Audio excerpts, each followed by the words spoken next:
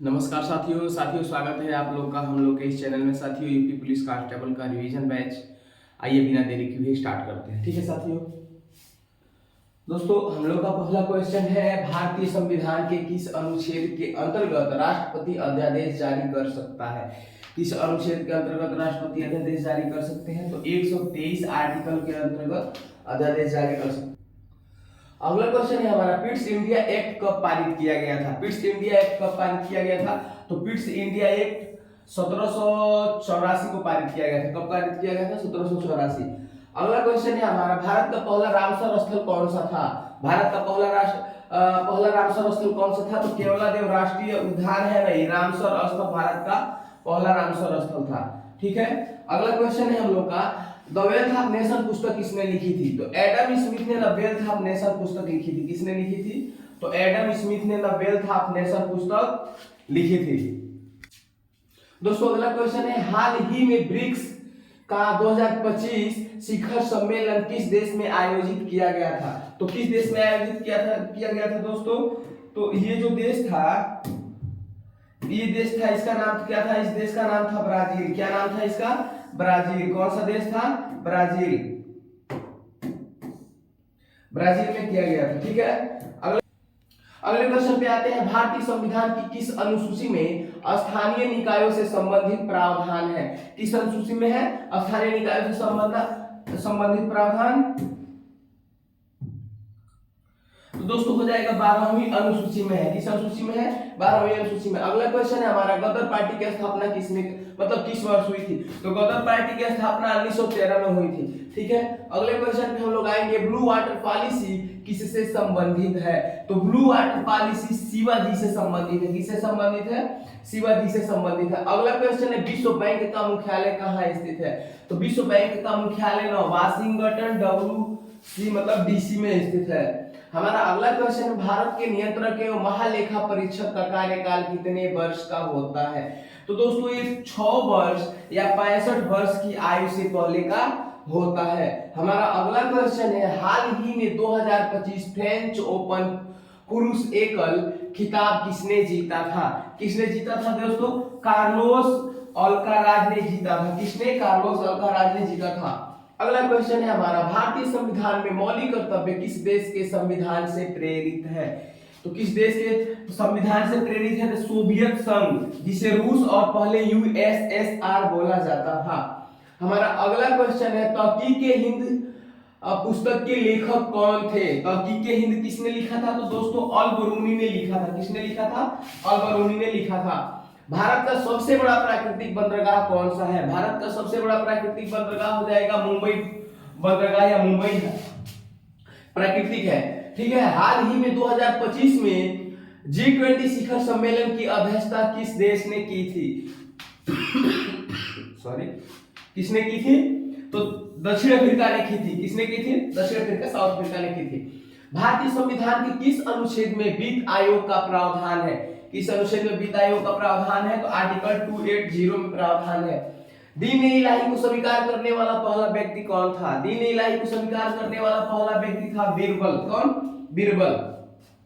हाल ही में 2025 में विश्व प्रेस स्वतंत्रता सूचकांक में भारत की रैंक क्या रही? कौन से रैंक पे रहे हम लोग? 151वें रैंक पे रहे थे। हमारा अगला क्वेश्चन है, हिंद स्वराज पुस्तक किसने लिखी थी? हिंद स्वराज पुस्तक किसने लिखी थी? तो महात्मा गांधी ने हिंद स्वराज पुस्तक लिखी थी। हमारा अगला क्वेश्चन है, किस भारतीय राज्य की समुद्र तटीय रेखा सबसे लंबी है? तो गुजरात की समुद्र तटीय रेखा क्या हो जाएगी? सबसे लंबी हो जाएगी। हमारा अगला क्वेश्चन है, भारत के संविधान में अवशिष्ट शक्तियां किसके पास है? तो भारत के संविधान में अवशिष्ट शक्तियां संसद के पास है, संसद में निहित है। अगला क्वेश्चन है, निष्क्रिय प्रतिरोध शब्द का प्रयोग सर्वप्रथम किसने किया? निष्क्रिय प्रतिरोध शब्द का सर्वप्रथम प्रयोग किसने किया था? तो महात्मा गांधी ने। किसने? महात्मा गांधी ने। अगला क्वेश्चन है, भारत में सबसे अधिक यूरेनियम किस राज्य में पाया जाता है? तो सबसे अधिक यूरेनियम झारखंड में पाया जाता है। कहां पे? झारखंड में पाया जाता है। भारतीय संविधान की किस अनुसूची में जनजातीय क्षेत्रों के प्रशासन का प्रावधान है? इसमें है 5वीं अनुसूची में ना, जनजातीय क्षेत्रों के क्या है अनुसूची में? जनजातीय क्षेत्रों के प्रशासन का प्रावधान है। द इंडियन स्ट्रगल पुस्तक किसने लिखी थी? किसने लिखी थी द इंडियन स्ट्रगल पुस्तक? सुभाष चंद्र बोस ने लिखी थी द इंडियन स्ट्रगल। यानी भारत के लोग जब उस समय संघर्ष कर रहे थे तो किसने लिखा था? सुभाष चंद्र बोस ने लिखा था। इसी पे कुछ लाइन याद आ गया हमको। कौन सा लाइन है? मंजिल उन्हीं को मिलती है जिनके सपनों में जान होता है, मंजिल उन्हीं को मिलती है जिनके सपनों में जान होता है, पंखों से कुछ नहीं होता, पंखों से कुछ नहीं होता, जिनके हौसलों में जान होता है, या जिनके हौसलों सॉरी काट दिया था मैंने, एक मिनट। मंजिल उन्हीं को मिलती है जिनके सपनों में जान होता है, मंजिल उन्हीं को मिलती है जिनके सपनों में जान होता है, पंखों से कुछ नहीं होता, हौसलों से उड़ान होता है, पंखों से कुछ नहीं होता, हौसलों से उड़ान होता है। ये सुभाष चंद्र बोस पे था लाइन। आगे क्वेश्चन पे हम लोग आएंगे। हाल ही में 2025 में अंतर्राष्ट्रीय योग दिवस का मुख्य विषय क्या था? क्या था मुख्य विषय? Yoga for one earth one health, yoga for one earth and one health. ठीक है, अगले क्वेश्चन पे हम लोग आएंगे। काला पानी की सजा किस जेल में दी जाती थी? किस जेल में? एक जेल था, इस जेल का नाम था सेलुलर जेल। यह कहाँ पाया जाता था? वो तो अंडमान निकोबार द्वीप समूह में। कहाँ? अंडमान निकोबार द्वीप समूह, अंडमान निकोबार द्वीप समूह में। ठीक है, अगले क्वेश्चन पे हम लोग आते हैं। भारतीय संविधान में समवर्ती सूची का उल्लेख किस अनुसूची में है? किस अनुसूची में है? वो 7वीं अनुसूची में है समवर्ती सूची का उल्लेख। अगले क्वेश्चन पे आएंगे हम लोग। मोनोपोली एंड रिस्ट्रिक्टिव और ट्रेड प्रैक्टिसेज एक्ट किस वर्ष लागू हुआ? किस वर्ष लागू हुआ? तो 1969 में लागू हुआ था।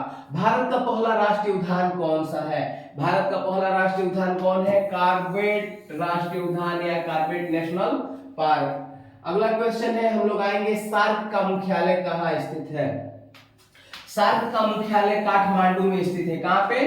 काठमांडू में। और 32 नंबर क्वेश्चन है हम लोग का। संविधान सभा की पहली बैठक कब हुई थी? संविधान सभा की पहली बैठक हुई थी 9 दिसंबर 1946 को, दूसरी बैठक हुई 11 दिसंबर 1946 को। अगला क्वेश्चन है, इनकलाब जिंदाबाद का नारा किसने दिया था? किसने दिया था? भगत सिंह का नारा था इनकलाब जिंदाबाद। ठीक है, और दोस्तों अगला क्वेश्चन है, इनकलाब जिंदाबाद का नारा किसने दिया था? तो इनकलाब जिंदाबाद का नारा मौलाना हजरत मोहानी ने दिया था। किसने दिया था? मौलाना हजरत मोहानी ने। और इसको फेमस किन लोगों ने किया? तो भगत सिंह, सुखदेव और राजगुरु ने किया था जेल के अंदर। ठीक है, अगले क्वेश्चन पे हम लोग आते हैं। अगला क्वेश्चन है, हाल ही में 2025 में विश्व आर्थिक मंच की बैठक कहाँ आयोजित हुई थी? कहाँ हुई थी? तो दावोस में हुई थी। कहाँ पे हुई थी? दावोस में हुई थी। हमारा अगला क्वेश्चन है, भारत में शून्यकाल का समय क्या होता है? भारत में शून्यकाल का समय क्या होता है?